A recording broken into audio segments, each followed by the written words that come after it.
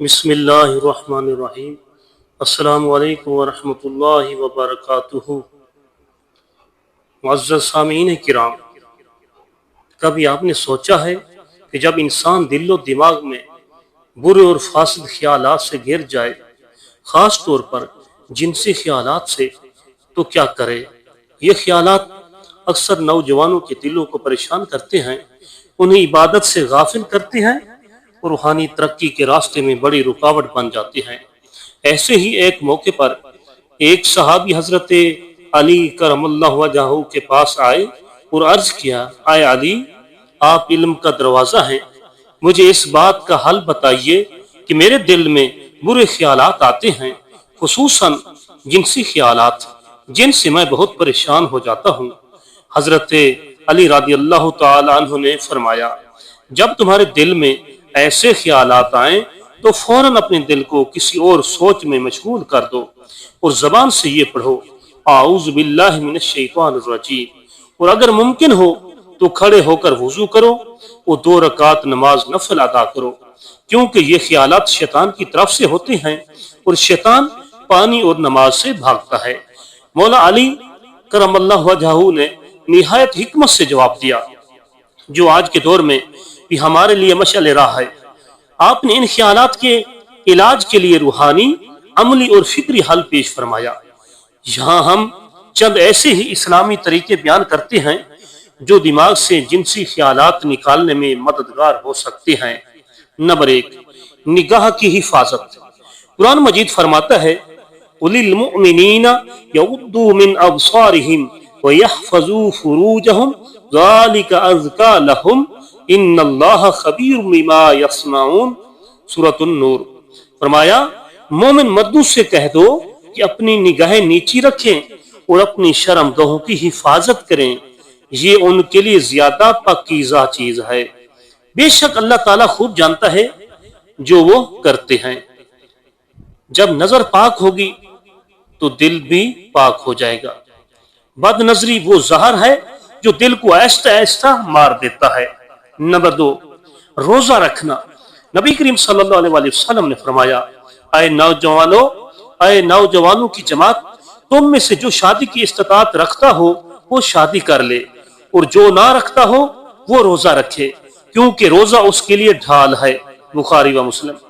روزہ نہ صرف بھوک اور پیاس سے روکتا ہے بلکہ یہ روحانی کنٹرول اور خواہشات پر قابو پانے کا ذریعہ بھی بنتا ہے۔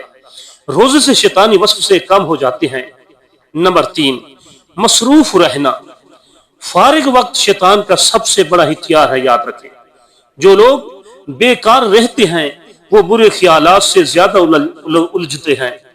اپنے وقت کو مثبت سرگرمیوں میں لگائیے، جیسے قرآن پاک کی تلاوت، مطالعہ، سیرت النبی صلی اللہ علیہ وسلم، نیک صحبت اختیار کرنا یا کوئی مفید علم سیکھنا۔ جب ذہن مصروف ہو تو شیطان کی گنجائش کم ہو جاتی ہے۔ نمبر 4، اللہ تعالیٰ کا ذکر اور دعا۔ حضرت مولا علی رضی اللہ تعالیٰ عنہ نے فرمایا کہ برے خیالات کے وقت ذکر الہی سب سے مؤثر علاج ہے۔ فرمایا، ذکر سے دل کو سکون ملتا ہے، اور جب دل اللہ تعالیٰ سے جڑ جاتا ہے تو برائی کی سوچ وہاں ٹھہر نہیں سکتی۔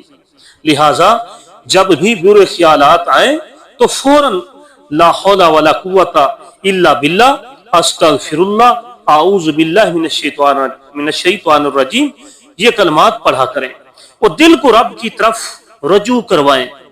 نمبر 5، صحبت صالحین، یعنی نیک لوگوں کی صحبت۔ برے دوست، فحش باتیں، واٹس ایپ گروپ، یوٹیوب و سوشل میڈیا پر غیر اخلاقی مواد، یہ سب جنسی خیالات کو بڑھا دیتے ہیں۔ اس کے برعکس نیک لوگوں کی صحبت، علماء دین کے بیانات سننا، اہل اللہ کی مجلس میں بیٹھنا دل کو جلا دیتا ہے۔ حدیث پاک میں آتا ہے، المرء علی دین خلیلہ فلینظر احدکم من یخالل۔ فرمایا، آدمی اپنے دوست کے دین پر ہوتا ہے، لہٰذا دیکھو تم کس سے دوستی کر رہے ہو۔ نمبر 6، نکاح یعنی شادی کرنا۔ اسلام نے جنسی خواہشات کو کنٹرول کرنے کا سب سے پاکیزہ اور مستقل حل نکاح کو قرار دیا ہے۔ یہ صرف جسمانی ضرورت نہیں बल्कि रूहानी सुकून, माशरती तहफ़्फ़ुज़ और इबादत का जरिया भी है। नबी करीम सल्लल्लाहु अलैहि वसल्लम ने इरशाद फरमाया, निकाह मेरी सुन्नत है, जो इससे एराज करे यानी मुंह फेरे वो मुझसे नहीं। इब्न माजा। नंबर 7, सोच की सिमत को बदलना। जब भी कोई बुरा ख्याल आए फौरन किसी और मुस्बत चीज का तस्वर करें, जैसे जन्नत की नेमतें, वालिदैन की इज्जत, कब्र की तन्हाई, क़यामत का मंजर या नेक अमल की लज्जत। ख्यालात को काबू में रखने की ये एक मुअस्सर तकनीक है। नंबर 8, फहश मवाद से बचना। TV, mobile, internet, Facebook, YouTube, ये सब जगह फितन से भरी हुई है। जब तक इन पर कंट्रोल ना हो दिल पाक नहीं हो सकता। नबी करीम सल्लल्लाहु अलैहि वसल्लम ने फरमाया, शर्म व हया ईमान का हिस्सा है। जो बंदा हया को अपना शिआर बनाता है अल्लाह ताला उसकी हिफाजत फरमाता है। नंबर 9, नफिल इबादत में इजाफा। तहज्जुद की नमाज, नफिल रोजे, जिक्र, अज़कार और दुरूद शरीफ की कसरत दिल और दिमाग को शैतान की आलूदगी से भी बिल्कुल साफ करती है। इबादत से रूह को ग़िज़ा मिलती है और जब रूह ताकतवर हो जाए तो याद रखें ख्वाहिशात नफ्स दब जाती है। नंबर 10, माहिर उलमा या रूहानी मुशीर से मशवरा। अगर ख्यालात हद से बढ़ जाएं और मामूलात जिंदगी को मुतासिर करें तो किसी मोतबर नेक साहिब इल्म, आलिम दीन या रूहानी मुआलिज से मशवरा करें। बाज़ औक़ात वसवसे का इलाज, वसवसों का ताल्लुक नफ्सियाती या रूहानी कमजोरी से भी होता है, याद रखें। सामीन किराम, इन तमाम गुफ्तगू का खुलासे कलाम यह है कि जिनसे ख्यालात आना फितरी बात है, लेकिन उन पर काबू पाना ही असल ईमान है। हजरत मौला अली रज़ियल्लाहु तआला अन्हु से जैसी जलीलुल कद्र सहाबी ने हमें जो रहनुमाई दी वो आज भी हमारे लिए मशल राह है। जो शख्स अपनी जवानी को पाकीज़ा रखता है अल्लाह उससे राजी हो जाता है और क़यामत के दिन उसे अपने अर्श का साया अता फरमाएगा।